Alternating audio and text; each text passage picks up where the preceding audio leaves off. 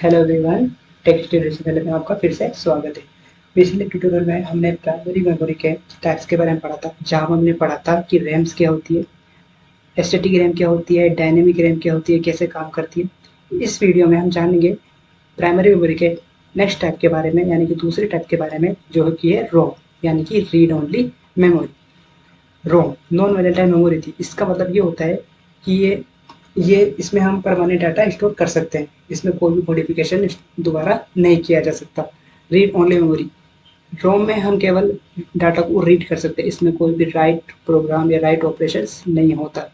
रोम basically 4 प्रकार की होती है। पहला होता है एम रोम, यानी कि मास्क रोम। पी रोम यानी प्रोग्रामेबल रोम। ईप रोम इरेजेबल प्रोग्रामेबल रोम। और लास्ट होती है डबल ई रोम, यानी इलेक्ट्रिकल इरेजेबल प्रोग्रामेबल रोम। इन चारों को हम एक एक करके डिस्कस करेंगे।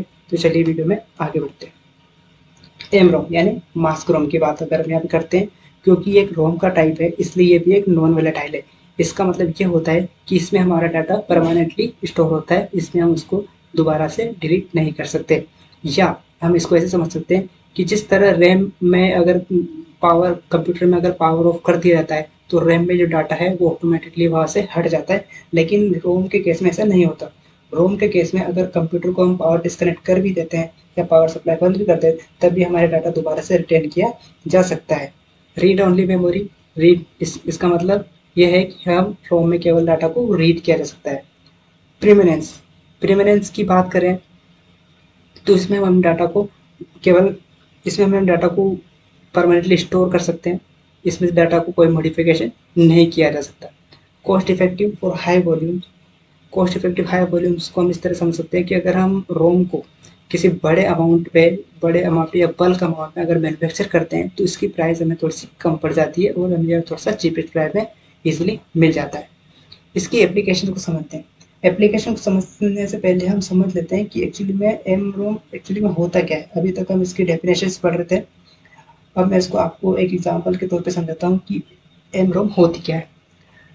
आपने टीवी का रिमोट देखा होगा, टीवी के रिमोट में क्या होता है, volume up, volume down, channel switch करने के कुछ बटन्स होते हैं। इसको हम अपनी तरफ से चेंज नहीं कर सकते। हम ऐसा नहीं कर सकते कि अब हम कोई प्रोग्राम अपलोड कर देते हैं कि अब हम स्विच बटन से हम वॉल्यूम को कम ज़्यादा कर सकते हैं, ऐसा नहीं हो सकता। बेसिकली उसमें होता क्या है, उसमें हमारी यूज़ होती है एम रोम, यानी कि जो भी इंस्ट्रक्शन और प्रोग्राम्स एक टीवी रिमोट के लिए ज़रूरी होते हैं वो उसमें पहले ही फीड कर दिए जाते हैं। पहले से मतलब का होता है जब मैन्युफैक्चरिंग किया जाता है उस समय में एम रोम को अगर टीवी के रिमोट के लिए बना रहे हैं तो उससे रिलेटेड प्रोग्राम और इंस्ट्रक्शन पहले से ही फीड किए जा सकते हैं। उसके बाद हम उसमें कोई भी दूसरा प्रोग्राम या उसको रीप्रोग्रामिंग नहीं कर सकते। तो ये हमारी रोम एम रोम मेमोरी होती है। बेसिकली इसके और भी एग्जांपल है, जैसे कि मान लीजिए हमारे पास वॉशिंग मशीन है। वॉशिंग मशीन का जो भी फंक्शन होता है वो फिक्स्ड है। जैसे कि अगर कुछ पे स्विच दे रखा है कि ड्रायर स्विच दे रखा है या हाई हाई स्पीड पे उस रोटेटर को घुमाना है वगैरह, तो ये फिक्स्ड होता है। हम उसमें कोई भी अपनी तरफ से ऐड नहीं कर सकते हैं, उसमें कोई भी चेंजेस नहीं कर सकते। तो ये बेसिकली ये हमारी एमरोम होती है, यानी कि मास्क रीड ओनली मेमोरी होती है, जिसमें हम केवल डाटा को रीड कर सकते हैं। आगे जब हम इसके टाइप्स के बारे में पढ़ेंगे तो हम ये भी पढ़ेंगे कि इसको एक्चुअली में रीड और राइट ऑपरेशंस कैसे परफॉर्म किए जा सकते हैं। हम इसके दो से जब टाइप पढ़ेंगे तो उसमें हम इसके राइट ऑपरेशन ही पढ़ेंगे, हम उसमें प्रोग्राम को कैसे डाल सकते हैं, कितनी बार डाल सकते हैं, ये भी हम उसमें पढ़ेंगे। बेसिकली एम रोम यानी कि होता है कि हम उसमें अपनी तरफ से मतलब यूजर्स उसमें कोई भी मॉडिफिकेशन नहीं कर सकता। उसमें जो भी प्रोग्राम होता है वो मैन्युफैक्चरिंग के टाइम पे ही डाल दिया जाता है। जिस भी काम के लिए, जिस भी ऑपरेशंस के लिए एम रोम को मैन्युफैक्चर किया जाता है उससे रिलेटेड प्रोग्राम उसमें मैन्युफैक्चरिंग के टाइम पे ही डाल दिया जाता है। अब हम बात करते हैं एप्लीकेशंस की।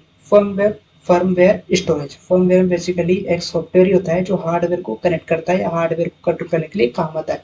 जो भी इंस्ट्रक्शन एक हार्डवेयर को कंट्रोल करने के लिए चाहिए होते हैं वो हम कहाँ पे स्टोर करते हैं, एम रोम में स्टोर कर सकते हैं।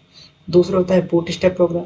ये प्रोग्राम भी हम एम रोम में ही स्टोर करके रख देते हैं, क्योंकि जैसे कि मान लीजिए अगर हमें कंप्यूटर की विंडो को बूटअप करना है या कंप्यूटर को ऑन करना है, तो विंडो को ऑपरेट होने के लिए या बूट होने के लिए जिस भी रिक्वायरमेंट्स की जरूरत होती है वो सारे इंस्ट्रक्शन और प्रोग्राम कहाँ स्टोर होते हैं, एम रोम में स्टोर होते हैं। नेक्स्ट बात करते हैं स्टैंडर्ड डाटा। मान लीजिए कोई फ़ॉन्ट होता है, मान लीजिए हमारे हमारे फ़ोन है और फ़ोन में बहुत सारे फ़ॉन्ट्स आपने देखे होंगे। फ़ॉन्ट्स होते हैं, तो हम अपनी तरफ से कोई फ़ॉन्ट उसमें चेंजेस नहीं कर सकते। उस मेमोरी में जो भी फ़ॉन्ट्स पहले से ही स्टोर है, वो सारे एम-रोम में स्टोर होते हैं, हम केवल उनको यूज़ कर सकते हैं। तो ये सारी उसकी एप्लीकेशंस है, एप्लीकेशन बहुत सारी हैं, हमने यहाँ पे 3 ही एप्लीकेशंस के बारे में बात किया है। नेक्स्ट वीडियो हम पढ़ते हैं एडवांटेजेस।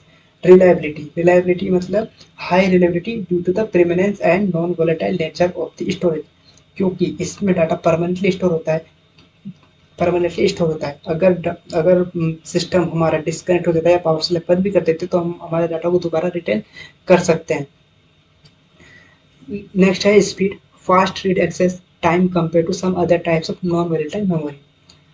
एम रोम फास्ट होती है दूसरे दूसरे नॉन वोलेटाइल मेमोरी के मुकाबले, ये हमें फास्ट एक्सेस स्पीड प्रोवाइड करती है। सिक्योरिटी की हम बात करें, data is secure from accidental and malicious modification.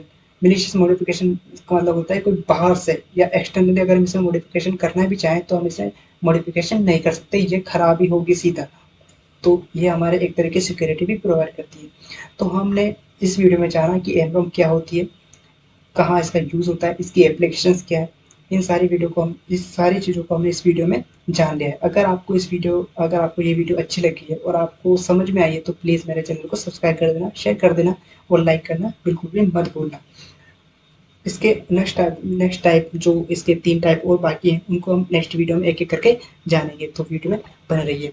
Thank you everyone. Please channel को सब्सक्राइब करना ना भूलें।